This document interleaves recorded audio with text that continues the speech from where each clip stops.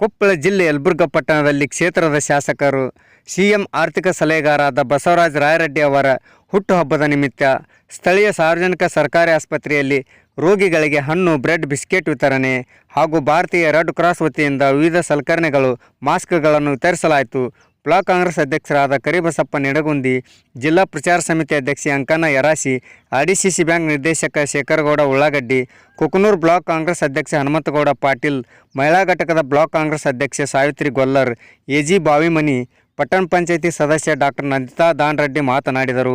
ಈ ಸಂದರ್ಭದಲ್ಲಿ ಶರಣಪ್ಪ ಗಾಂಜಿ, ಮಹೇಶ್ ಹಳ್ಳಿ, ಡಾಕ್ಟರ್ ಶಿವನಗೌಡ ದಾನರೆಡ್ಡಿ, ಹಂಪೈಸ್ವಾಮಿ ಹಿರೇಮಠ್, ಸುಧೀರ್ ಕೋರ್ಲಹಳ್ಳಿ, ಗಿರಿಜಾ ಸಂಗಟ್ಟಿ, ದಂತ ವೈದ್ಯ doctor M Maruti, doctor Shekhar Bhajantri, Chandrashekhar Annigeri ಸೇರಿದಂತೆ ಮತ್ತಿತರರು ಇದ್ದರು.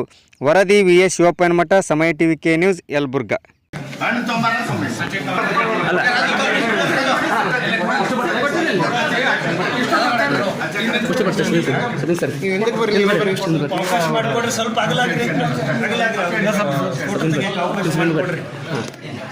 ಕೊಡ್ರಣ್ಣ, ಒಬ್ರು ಕೊಡ್ರಿ ಅವ್ರಿಗೆ.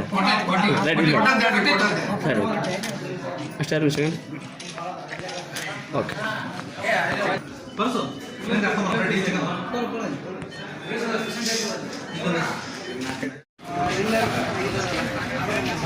ವೀಲ್ಚೇರು ಮತ್ತು ತುಂಬ ಧನ್ಯವಾದಗಳು. ಪರವಾಗಿ ಇದೇ ರೀತಿ ಎಲ್ಲ ನಮ್ಮ ಆಸ್ಪತ್ರೆಗೆ ಯಾವಾಗಲೂ ಸಹಾಯ ಮಾಡ್ತಕ್ಕಂಥ ನಮ್ಮ ARS ಕಮಿಟಿ ಅಧ್ಯಕ್ಷರಾದಂಥ ಶಿವನಗೌಡ ತುಂಬ ಧನ್ಯವಾದಗಳನ್ನು ಅರ್ಪಿಸ್ತಾ ಇದ್ದೀನಿ.